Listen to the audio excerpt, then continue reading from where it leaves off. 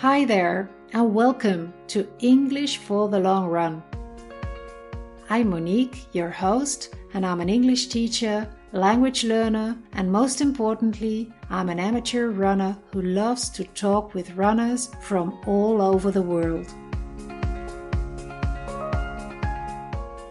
Every 2 weeks, I interview inspiring runners about running, life, and everything in between.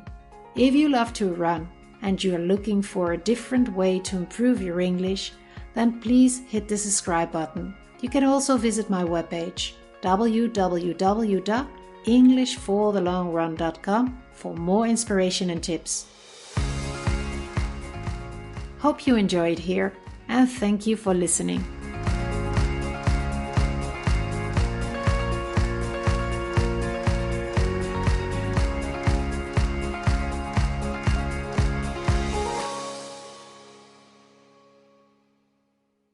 So welcome to this episode of English for the Long Run. It's a very special one because today I have a co-host. Chema Martínez Pastor is joining me. He's a fellow podcaster at Ritmo, a Spanish running podcast, and he's an ultra runner himself. I just found out. And we are both going to chat with the amazing Veronique Bourbeau. So let me first introduce Veronique to you. She has an amazing running career. And Veronique is the founder of Run for Humanity. She's an ultra runner, public speaker, and author of an amazing book I just read that's called Fearless, One Woman's Transformational Journey from a Treadmill to Running the African Continent. And as said before, her running career is mind-blowing. Veronique has run over 30 ultramarathons. She has completed 4 250K races, and she was the overall winner and record holder for the 444-kilometer C2C, coast-to-coast ultra in Malaysia. And before that, in 2016, she ran across Japan. She did a marathon a day during 72 days. And on a bike, she was there with her daughter, Columbine. This was a very, very special adventure. And now, very soon, Veronique is going to be running 14,000 kilometers from Alexandria to Cape Town. And this means she's going to run across Africa with a very, very special goal. She wants to provide clean and safe water for as many people as possible. Thank you very much for being here, Veronique. And Chema, thank you for being here with me because you discovered Veronique. So I want you to tell us, how did you find out about this amazing human being?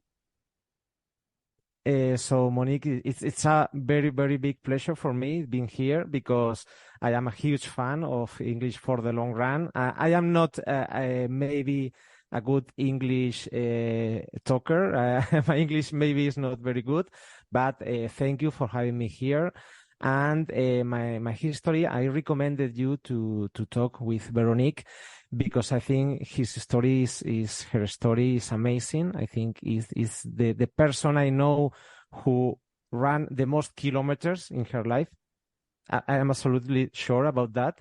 And I discovered her on a newsletter from a media from Asia, which is called Run Society. I don't know if this website exists anymore, but 5-6 years ago, I discovered her because she was about to attempt a run of 2,050 kilometers around Singapore, which I think by then she was living there.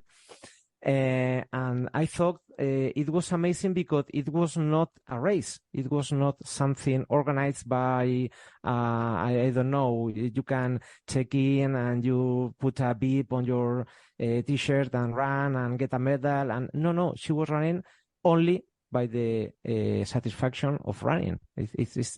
She was running for fun, for absolute fun, and to raise money and to make things for another people, which I think is very, very amazing. And from then I started to follow her on her website mainly, because she make bigger the bet. She was increasing the number of kilometers she ran, and I think, wow, this is a great history. It's a great way to approach running, no? Which I like very much.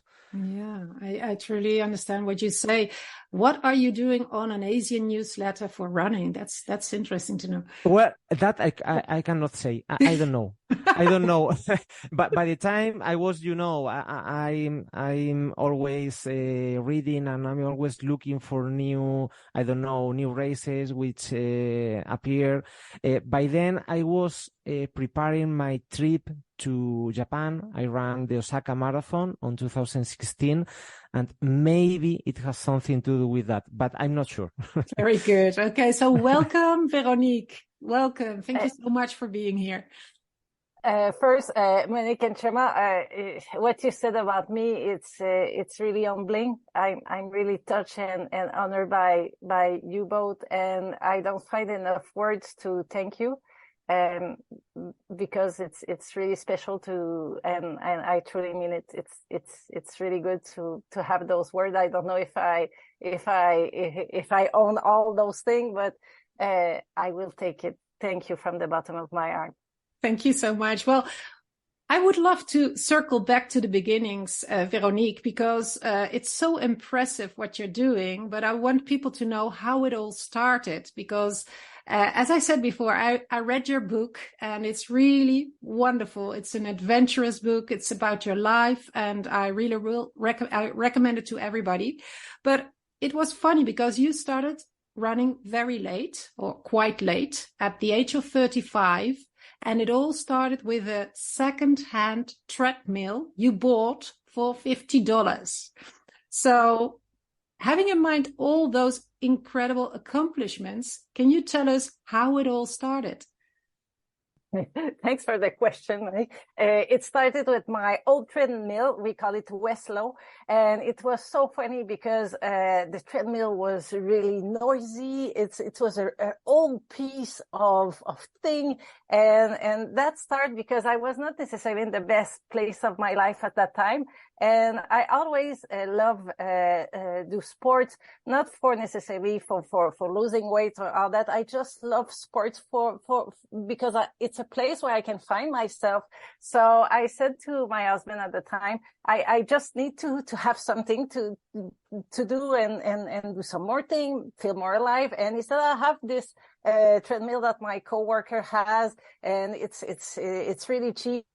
I said, come, like, bring this at home. And he said, we can't, it's too much. And I said, no, just bring it on and let's see what happened. And I win the battle of the treadmill. So we bring the treadmill in. And as soon as I have it, the thing is I never run before, and Google at that time was not as it is now. I was just like Googling, how do you start running? Because I never run before. And I discovered this run walk strategy. So it's exactly what I did. I run 1K, I walk 1K, and I found it a bit boring. So I increased 5 minutes, and it's just what I did.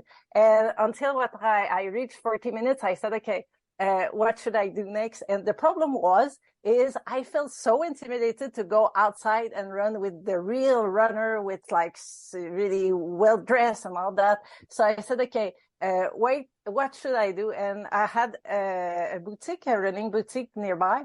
And I said, okay, I will just go and see if I can find the proper running shoes, because I didn't have any running shoes. My running shoes were full of holes. And anyway, I just go there, and I said to the guy, what can I do? Because I just enjoy this thing, but I don't know what to do next. So we discussed about running. I find my first running shoes, and he showed me the book, how to start running, from beginner to marathon. And I said, wow, because I always love having challenge, having goal, because if I do always the same thing, I feel boring and I don't like it. So anyways, I was looking for a challenge, and I said, hey, the marathon, can I do that? And he showed me the book, and he said, Yes, but I remember his eyes and said, it's really, really, really difficult to run a marathon. Even like experiment runner cannot do that. And I said, but look, the book is written for beginner to advance. I'm beginner, so I will follow the beginner plan. And anyway, I think he never really believed that I could do it. But anyway, I bought the book. I bought my first pair of running shoes. I start running, and the next day I just follow the plan. And after 6 months, I was running my first marathon. So this is how I start. That's amazing. I mean, Chema, you agree with me, I guess, that if you start running and 6 months after that you do your first marathon, that's really something. No, it's very impressive because it's the contrary thing to do.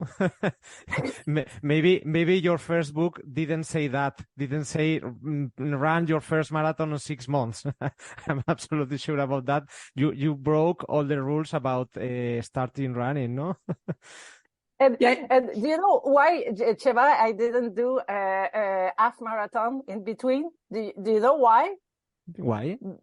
Because I was thinking to myself, it's so big for me, a marathon. So how can I do that? And I said, if I do a half marathon in between, do you know what? I might find it really difficult. So if I find it really difficult, I might be discouraged to do my marathon. So I decided to skip the half marathon part and just do the marathon, because my goal was to run the marathon. And it was not about time. It was not about like shining about the other person. It was just about me doing the goal. So it's why I didn't even think of doing a half marathon, because I knew that it could have been discouraged me to do the marathon that I wanted to do. So for you, this saying, go big or go home, is totally applicable, right? I guess so. You ran that first marathon, then you ran a couple of more marathons, but then very quickly you lost interest in the marathon distance and you transitioned into an ultra runner. You wanted to go further. And here's something Chema and I are very curious about, because we were both talking about it, about competitiveness in running. What type of runner are you? Because a lot of people always think about their time in a race. They want to be faster, but we both are under the impression that for you, running is something different, right, Chema? Do you want to add something? No. It's quite clear, because she seems like a non-competitive person, and but you tried. You ran your first marathon with a bib number, and you were on a list, and you didn't seem interested in, I don't know, making your best time or you just wanted to go longer. Yeah, but it's a good point that you both made, because what made me going to ultramarathon, in fact, it was I was a bit tired of the competitiveness of a marathon runner in a certain way. I was belonging to a group, and the kind of the only discussion we had is, did you make the time for Boston? At the time, I was still in Quebec. So that was the marathon that everyone was going to. And in fact, I wanted to go to Boston myself, and I tried to get qualified for, and I was too slow. I just couldn't make it, and it's fine. And I was just like, do you know what? I just cannot do that. It's fine. I just go with my strength. But I love the piece of when I'm running. For me, running, it's also, how can I say, it's kind of a spiritual in a certain way. When you run, you don't have the feeling of time. You are yourself with your environment. You are totally in sync. I feel that the best way I can as a human being in my soul when I'm running. So for me, the ultra distance, as the way that I always did myself, is something is best for me, because I just feel good. So it's how it started. It didn't start with any competition at all. It was just something that I think it was right for me, and it's why I started. Yeah, that's interesting what you're saying. It's about going further, being at peace with yourself, and it's not about competing. And that's very interesting, I think. And so we were talking about the fact that you very soon went into ultras.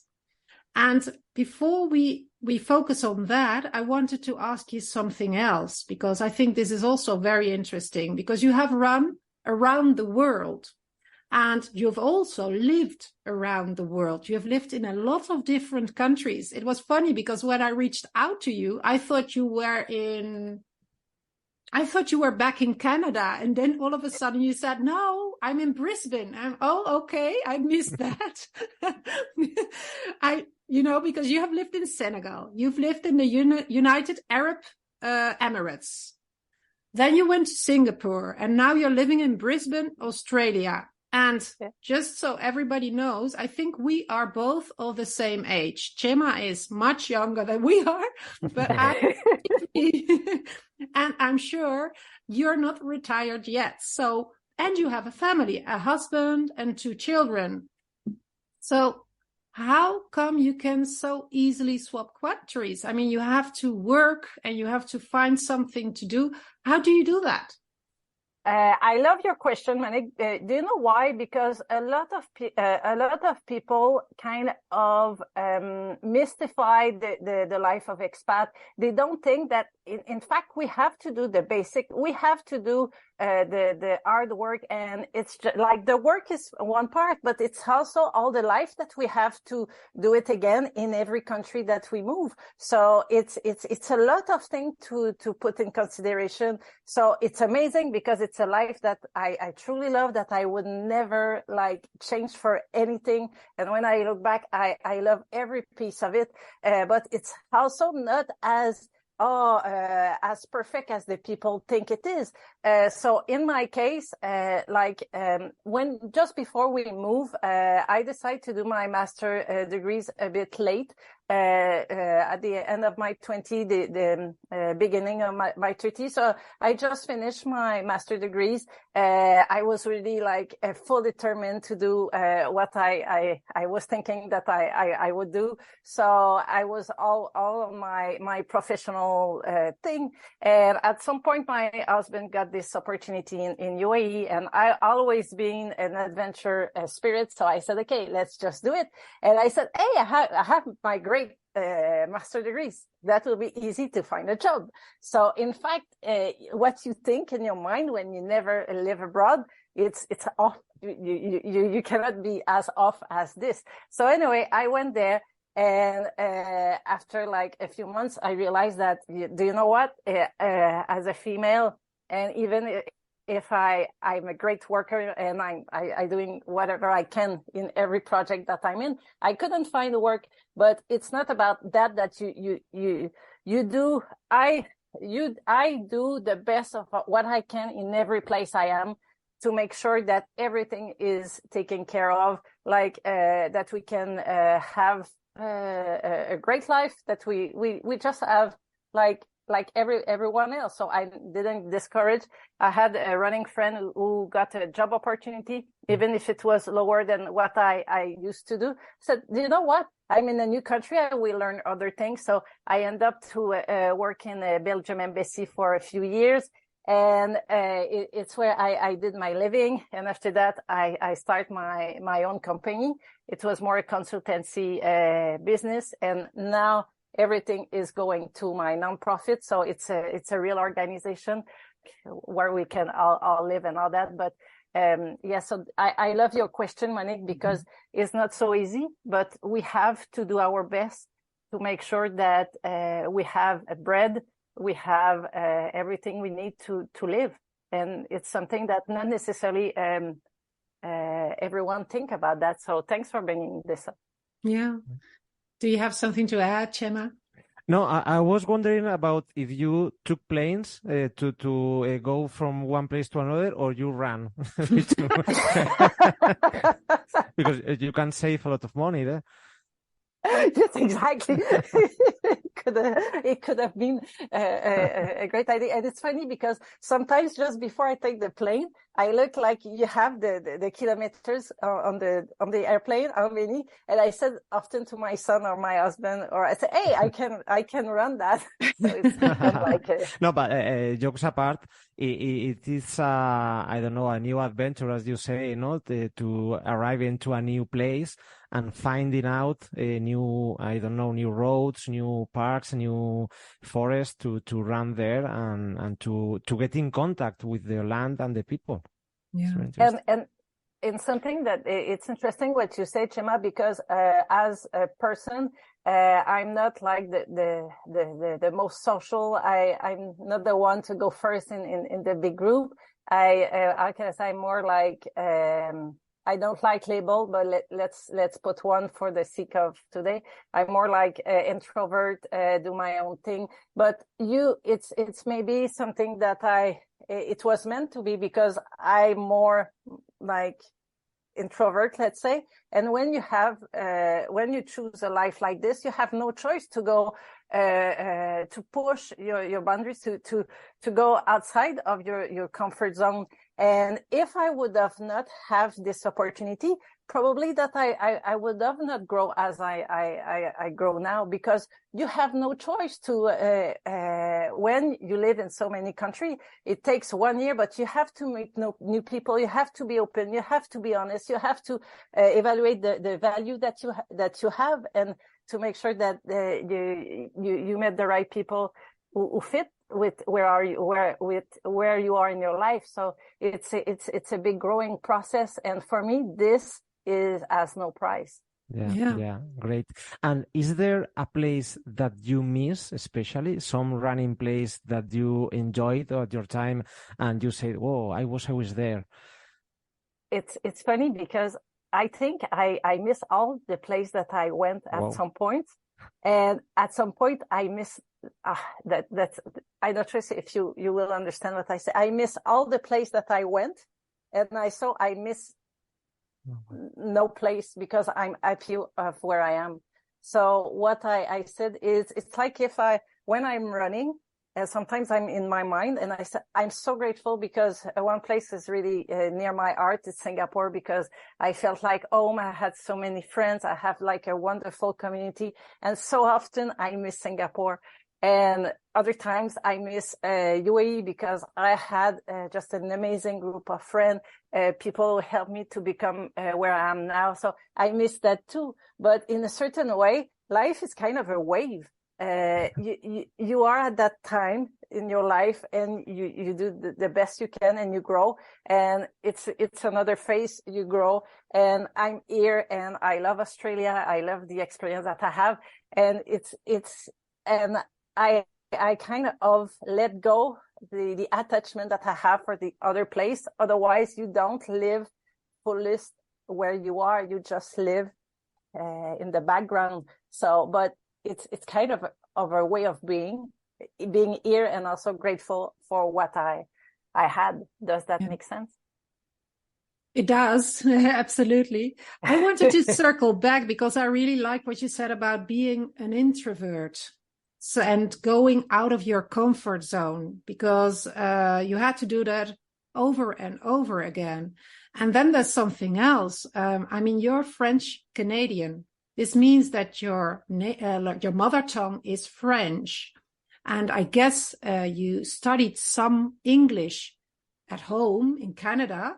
But in your book, you speak about improving greatly in the United Arab Emirates with a guy called Khalid.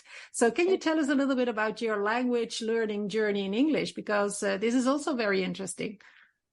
Thanks for the question, Monique. It's really funny because, like, I'm from Quebec, so the French part of Canada, and sometimes people say it's really bilingual, but the reality is, for the people of my age, I have 50, so I didn't even speak English and learn English really well at school and when I grew up. So my English was really, really basic. I just took a few lessons to one lady before I moved to UAE, just because I was so stressed, but my English was still really basic. And when after like maybe a few months, I was there, and I was just running around near the compound where I was, because it's a Arabic country. So anyway, so I didn't want to go out as a woman alone.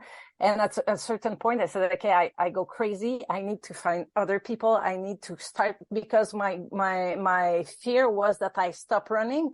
And I wanted to continue running. And it's something that I knew that if I stop running, the other phase of my life will suffer. So anyway, I said, okay, let's see what goes out there in terms of running group. And I found a really, really, really amazing group in the UAE. It's where I found the most of my precious friends, who are still my friend today.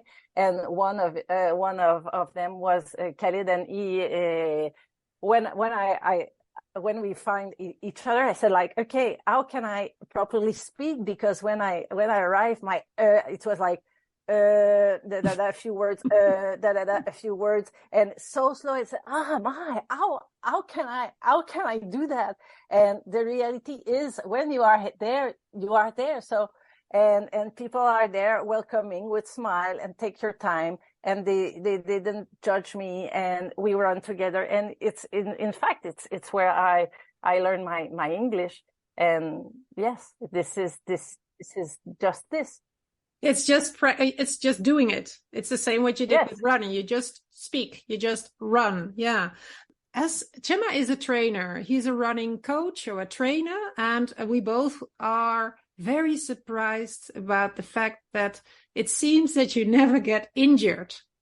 So maybe, Chema, you can ask her this question, because... No, it's again another thing counterintuitive about Veronique, because, well, runners get injured. It's a thing. If you run, you get injured. I think nobody is free of that. But you are. You never report major injuries. Yeah, and you run a lot. How do? You I don't know. You have a special regime of food, or the strength, or I don't know. How do you cope with that? Thank you, Chema. I think it's funny, because I think I'm fundamentally slow, and I don't really mind the speed that I'm doing. Do you get it? I just like when I was doing my really structured training, when it was my intervals, I was really like focused on my intervals. On my slow, I was really slow. So I think I was religiously following my running schedule. When it was my intervals, let's say, I was faster, but during my slow, I was really slow, and I always walking during my run. I think the two things where I think now where I didn't get injured is because it's not about the end goal. It's not about the time that I will do. It's just about the fact of enjoying it and being happy and just celebrating life through running. So when you get a little bit of, I get this in my knees, do you know what? I stop, I get to have a massage, and I go. I never make a drama in my head. And if it's too much, I take a day off and I follow and I continue. And I said, sometimes runners say, I won't do this. And if I skip the training, okay, yes, when I beginning, maybe I had this one a little bit, but more I did races, less I have it. And I was just saying, okay, if I follow my training well, I'm good. And whatever happened in my physical body, I need to take care of. So I address it as soon as it happened, because I was listening to my body, and I was lucky enough to live in country where massage was really cheap. So this is something to say. So I get a lot of cheap massage. So that's it. Well, there is a lot to learn about what Veronique is saying, no? I think the thing that most causes injuries is stress, and you don't have any stress. It's a good way to learn, no? We have to be more fluent, and we have to let it go, yeah? and get rid of our Garmin or watch sometimes. Maybe that makes the mind a bit more free. Veronique is saying a lot of times that she's so slow or that she walks. But here's a fact. She ran the Malaysia Coast to Coast Ultra, 444 kilometers, in 98 hours and 27 minutes. She was the overall winner, and this was 7.5 hours faster than the race record. So I don't know if this is slow. You can't say that that's slow, but in the book you call yourself a tortoise a lot of the times, a slower runner who's not competitive. So this makes me think of the analogy of the hare and the tortoise. I think everybody knows. So you must be smarter. You must be very intelligent. You have a winning strategy. I mean, did you sleep less? Did you sleep more? What did you do? I mean, you beat the man. How did you do that? Thank you, Monique, for the question, because this is my favorite race for like if I had one race to do, that was this one, and this had such a special place in my heart. So to answer to your question, this race was not even planned on my schedule, because I really appreciate the race director, and he just sent me a message and said, "Vero, you have to come. Is this race?" And I said, "Do you know what? I can't, because I was going to Spartathlon, and Spartathlon was in fact my dream race.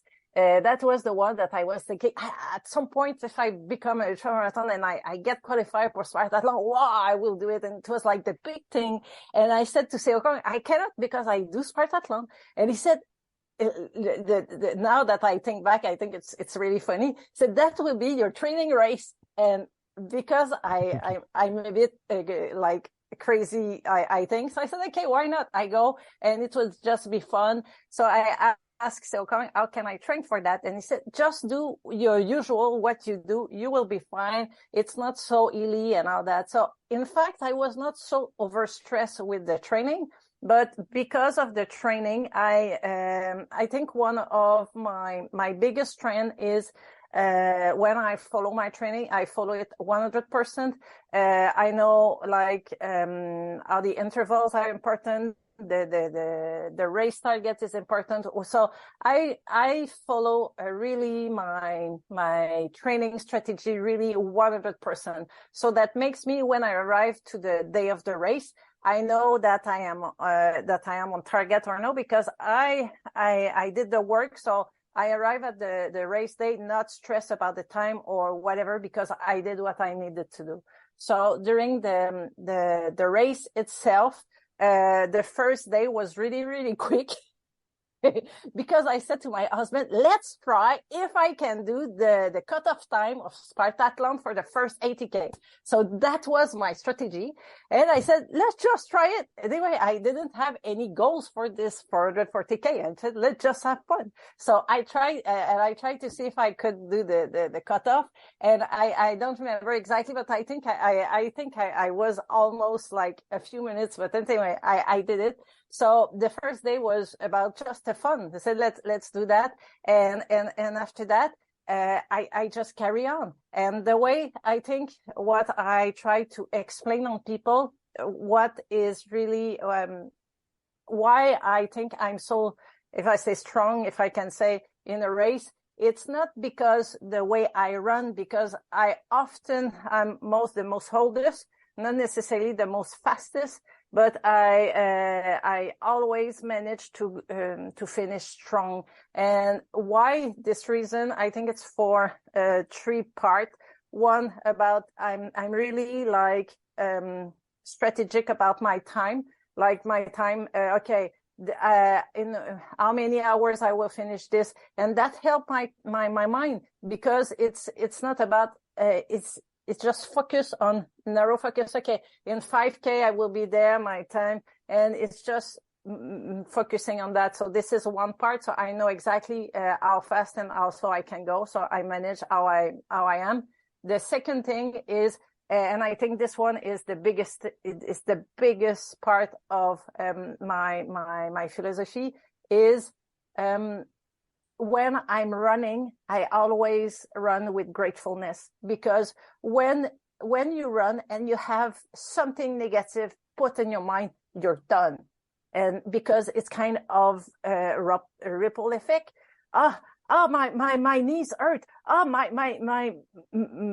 My toes is have full of blisters, and after that, I discover I'm this. I might be injured and end up at the hospital. I will die. So this is kind of a, a ripple effect. So I said, you know what? When it starts, you're done. The only thing you have to focus is how grateful you have to be where you are, and how spaceful, how crazy it is to run a 444K. How many people are doing that? Not a lot. I was like, I'm in Malaysia with a lot of traffic. It was crazy. And every time I was just like, hey, I'm doing that.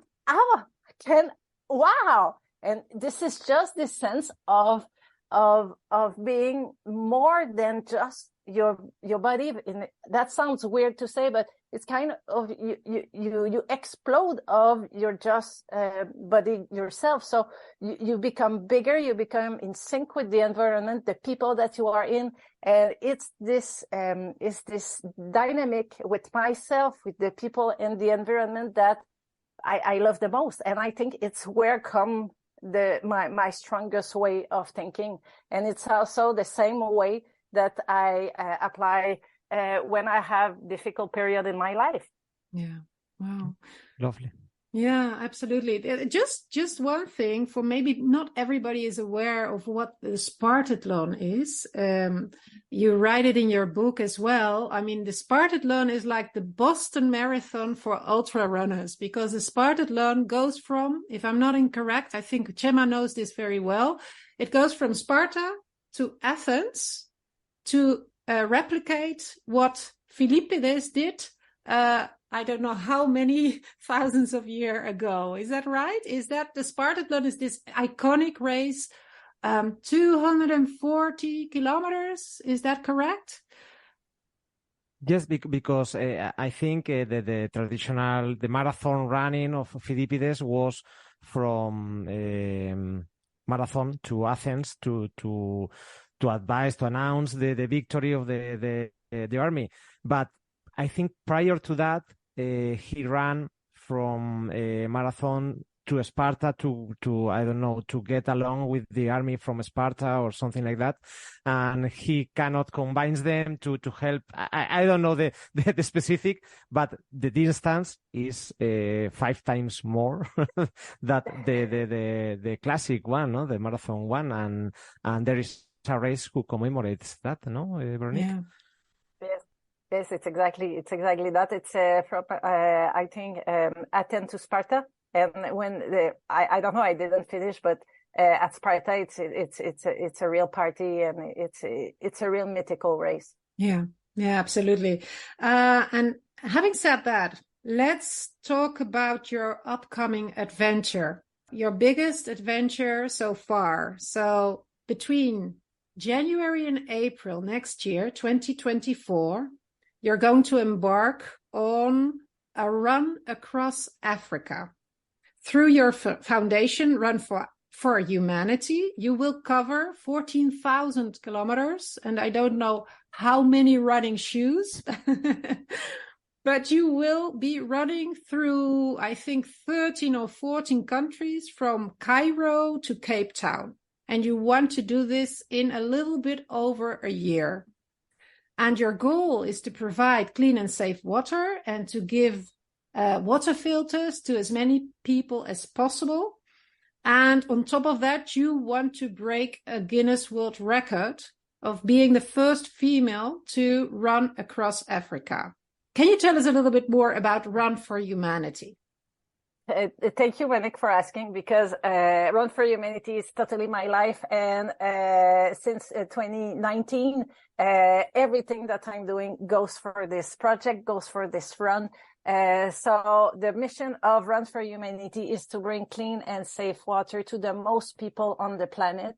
And the way that we are doing it is, in fact, to run continent. So the first project is to run Africa.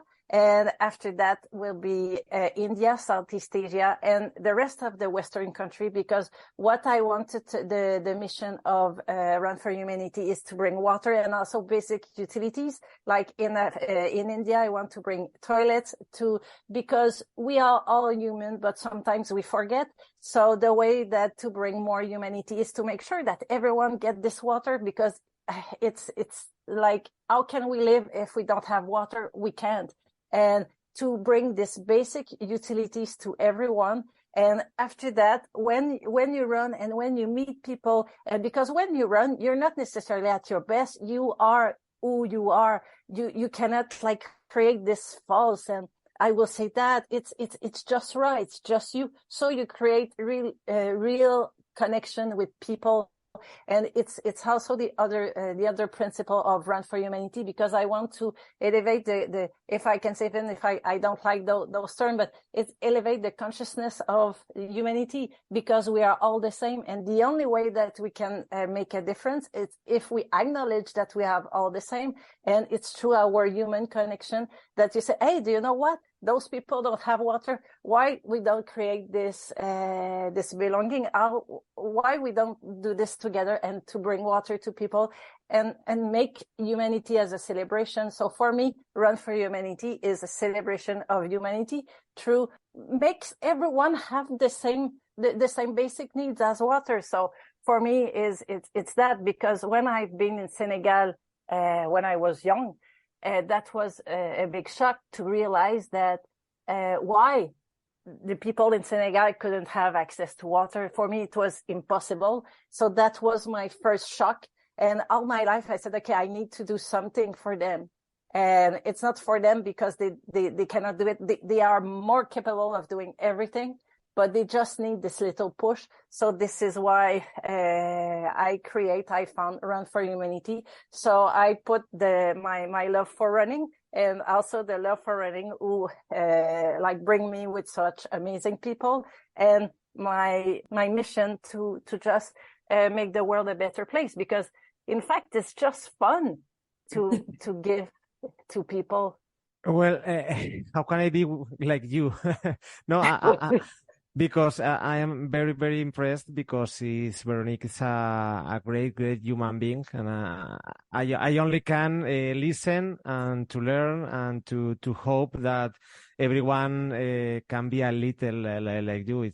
I think it's the good thing about running, because running make us all equal. We are there on our foot, on our running shoes, and with our hopes and so on.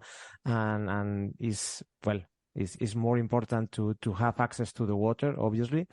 But I think it's the good thing about humanity. We are all the same, and we are all on the same side of the planet. We need to be like one. It's very, very wonderful. Yeah, I cannot do a thing but amazed about your message. Yeah?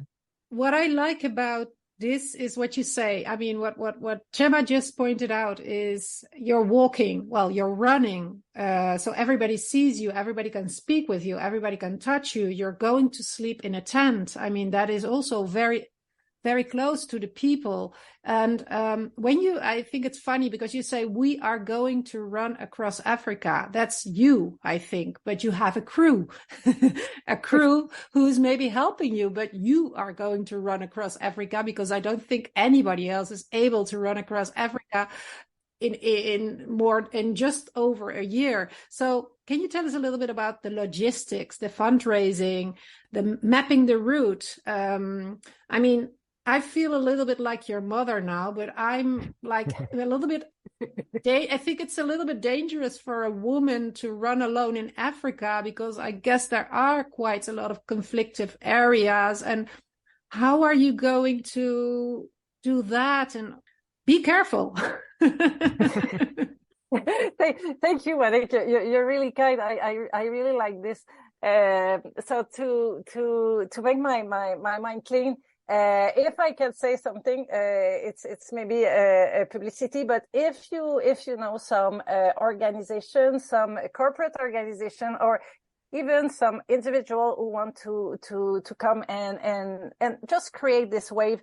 What I didn't mention is it's a proper nonprofit. It's registered in US under the 501c3 registration. So we can give some tax deduction for organization. So this is what we are doing. We are creating a legacy. We are creating a real proper organization who will last over years. I want that my children get this. I want that your children get this. It's not about me. It's about the people. It's about elevated the humanity and give the basic needs. So I'm looking for organization. We are on our speed to finish in the next 3 to 6 months. Hopefully, we will finish the first round of fundraising, big corporate fundraising and all that. But we need more help. So if you know some proper organization who will be happy to jump in this project, I will be fantastic to discuss with them. And to answer properly to your question, Monique, about the security is we will have, as it's a proper organization, we will have a project manager on place who will tell me, okay, Vero, I think this area will be more difficult. Stay that we organize the route regarding to the security. I believe that this project is a project of peace. So I believe that we do everything to go to make safe, but we don't have any kind of gun or something. I think we will be really safe on the planning with the local community. I want to make sure that I'm with them. So for me, the security will also get planned with the people on the ground. So and with the water partners. So I think on the security wise, we will be really, really safe at that plan. But I also know that we will have some delay. We will all get sick at some point. Some point we will have to stop. But do you know what? It's part of the beauty of what we are doing. So we will do everything that we can to really plan as efficiently as we can, because this project, we want to create a world-class event so that everyone can relate. And we want that the plan is now to give water to 3 million of people minimum, but more wave will come with us. More people will get access to water because we just have more money. So it's about them. It's not about me, but yes, the run has to be secure. And the plan is to do 1 marathon a day for 10 days. Maybe stop 3 days and stop more where the water will be delivering, because the water filter will be delivered just before I come. And when I arrive, we do a little celebration. We do some talks, and also we do some education part, because like I said, it's really important to educate people, because without education, we go nowhere. So why it's important, and the installation of the filter and the education about water itself. And so that will be a part, me doing those talks. So it's a journey of celebrating life. Wonderful. Well, Chema, do you want to ask something more? No, I have one answer, not a question. Oh. Because you were wondering about the pairs of shoes she was going to use, and we can find the answer on her website, which is veroniquerun.com. I introduced that because we can donate through that. And she said that she will complete 300 marathons across 19 countries in 30 pairs of running shoes. 30, so the answer is 30. Yeah. Wow. Yeah, that's a good one. 30 running shoes. And as Chema said, we can help you as individuals. We can donate. We just have to go to your webpage, www.veroniquerun.com. And of course, I mean, you're going to do the biggest adventure of your life. Are you going to document this on social media? Because it would be fantastic to follow you. What can people do to see you? Thank you, Veronique. Yes. So now it's still on my own old Veronique Run, but now we are doing like a website of Run for Humanity. All the social media will be there. So now I'm in fact transitioning between Veronique Run to Run for Humanity. So it's why people who used to follow me on Veronique Run, I'm a bit quiet now because everything would go under Run for Humanity. And the other thing that I want to mention that I'm really, really, really grateful is we will have a filmmaker who will do a documentary about our journey.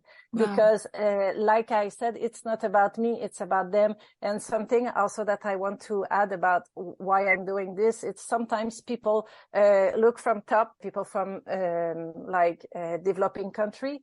And the first country that we go and running with is Africa, and Africa has a place in my heart because I've been there myself, and I feel so much connected. And they have so much life, they have so much to offer, and I think they sometimes we struggle with our mental states, but we have everything.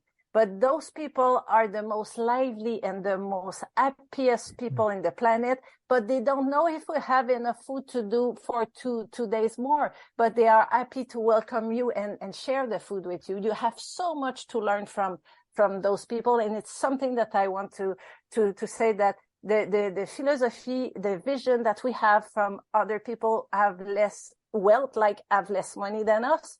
I think we can learn so much, and it's also something that I wanted to emphasize in this run, because it's not about me running the African continent. It's about them. It's about us. It's about what we can create together. It's a togetherness project instead of, oh, look how this. No, it is not about that. So sorry, I'm too excited when I start talking about that. I just forgot the question. You just answered it. It's your passion is contagious, and that's fantastic. I want to conclude our interview here, but I think Chema had another question about what is going to happen after Africa, right, Chema? Yeah, because I was maybe it's thinking so much in advance, but this amazing challenge will end, will succeed. You are succeeding, I'm absolutely sure, but it comes to an end. And what will happen? How can you then find another challenge of this size? Or have you, I don't know, maybe it's too soon to think about this because you even hadn't started the first stage, but I don't know, how do you imagine yourself the day you finish this? I love your question, Chema. In fact, I really do love it because for me, my goal is really clear. As soon as I start, I know I will never stop. I know, and it's why we already plan it now. And when we talk about those big people, those big corporate, this is the plan.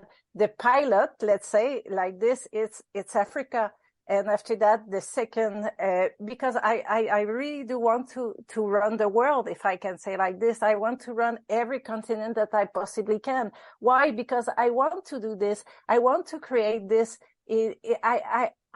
How can I say that? And even me, when saying that, I said this is a bit cringy, like say the young people, that I feel it's my mission. It's just what I want to do, and it's for a good, like, it's just to elevate the states of humanity. So I will do it. So first is Africa.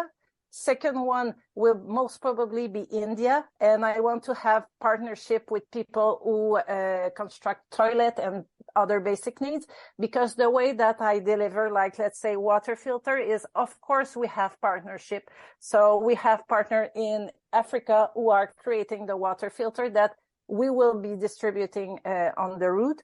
So in Africa, we have our partnership. But I want to create more partnership in every continent that I will be running. So in India, for me, toilet is something that is really close to my heart. So I want to bring more toilets in India. And after that will be Southeast Asia. Of course, I love people from Asia. I've been running myself, and I've been living in Asia. So I really want to go, and I have all those countries that I can't wait to go, and to bring also water there. And I want to go to South America, because also the lack of water, this is not, and every country, we will get some partner who will really match with the country that we are in. Like in Africa, the water filter is perfect, but in every other country, maybe we will change our partner to make sure that we deliver water as the country needs it. So it's really an organization about doing good for others, with keeping in mind that it's impact. We are there to create impact. We are there to really deliver water to how many people. And in every country, we will make sure to measure our impact. That if we say we go for 3 million, we go for 3 million, we evaluate that and we continue. It's a proper impact organization, or I would say business, but it's not like you get the point. Well, maybe you think you as a slow runner, but your mind and your heart are very fast. Yeah. Why dream small? Dream big. I mean, this is so fantastic what you're saying. I have one last question, because you are a huge inspiration for us. Who inspires you, Veronique, or who has been an inspiration for you in the past? Thank you, Monique, for saying that I'm an inspiration. It's funny because I always feel humble of knowing that, and it's kind of my mind. It's like if I cannot even believe it, because I believe that, like, if I can do this, you can do this. And if you said that I'm an inspiration, that give me the energy to carry on, because when you know that what you are doing is meant something for someone else, this is huge. So thanks for telling me that. And for me, the person who gave me the inspiration is Terry Fox. I don't know if you know them. Chema, do you know Terry Fox? No, I don't think so. He, a long time ago when I was young, he was really well known. He started to run the length of Africa, I think 21 or 22. He had cancer. He just ran with one leg. And he unfortunately, he died just before he reached like the total length of Canada. And when I was young, I was a bit chubby. I was bullied. Everyone likes. I was the last one to be taking in the sports. So I was not even into sports, zero. But the only thing that every year I had in my heart was the Terry Fox run. We had to do this Terry Fox run every year, and I said, "Wow, how this man can be so doing that for his peers." And I always have him in my heart. And when I decide to do my run in Japan, in fact, I had like this kind of time when everything you go blank, and you have to really think and have a real decision within yourself. And I said, you know what? I want to do my long run in Japan. And I said, if Terry Fox can do it with one leg, I think I can do a bit with two legs. So Terry Fox. And at the end, when I finished my 3000 10K in Japan, I always love to, when I finish something, to just go and just be by myself for a few seconds and just to live the moment. And what I was inside of me was the spirit of Terry Fox, because I think he lived in me in a certain way. And I promised myself that everywhere I go, the spirit of Terry Fox will always be in me. So this is my huge inspiration. Wow. Amazing. So before this interview comes to an end, I wanted to remind people to follow you on Instagram. And I guess on Instagram, you will say when the webpage is ready, so they can also jump over there. But your Instagram account is veroniquerun.com. And now I'm super excited because we have some interns who help me. So during the summer, we plan to have everything of Run for Humanity ready probably in the next 2-3 weeks. So hopefully we will have fun creating it, and you will have some proper social media for the run and for the project and for the people. In the meantime, I wanted to say that get the book. The book is fantastic. I read it, you know it, because Veronique sent it to me, I think last week. Friday or something, and I read it in 3 or 4 days. It reads like, it's you go from adventure into adventure, and it makes you feel that you're running with her. And there was one thing I found was very funny, because Veronique says that she's very bad with maps. It's not her strength to know where to run. So in Madrid, there was a race where she DNF'd because she was lost. And you don't mention the name of the race. So I was very curious about that. What race was that? Oh my, you come with so many memories. Oh my, what is the race? You saw the big towers of Madrid at night, and you said, oh. It's just because you have, Chema, you probably know, you have a similar race in France, and it's really Illy. It's one of the most crazy race in France. It's the same way of phrasing it, but I'm not even sure that it's still. Yes. I think the Eco Trail. Maybe no, it's the Mont Blanc something. UTMB. UTMB. Yeah, in Swiss.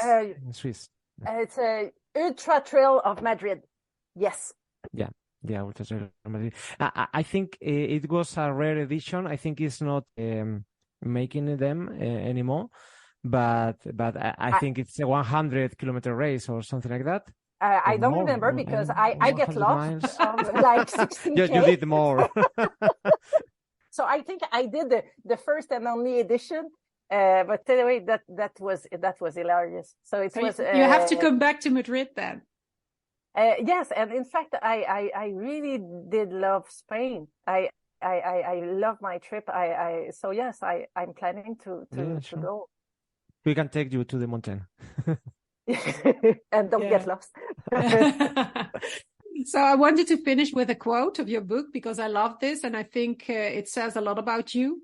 You write the following: I understand that life is a choice between fear and love, between going small or going big. I seek to change the world 1 kilometer at a time. Let's have fun. Thank you so much, Veronique. It was such a big pleasure to have you. Monique, Chema, thanks for the bottom of my heart. And it was so great, because you were great.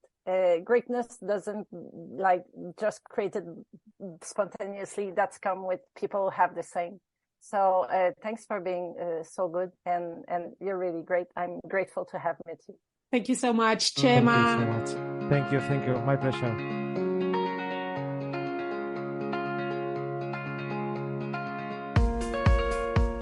Thank you for listening to this episode of English for the Long Run. If you like this episode and don't want to miss the next one, don't forget to hit the subscribe or follow button. If you're interested in taking your English to the next level while listening and reading about running, don't forget to subscribe to my newsletter, www.englishforthelongrun.com. Bye for now.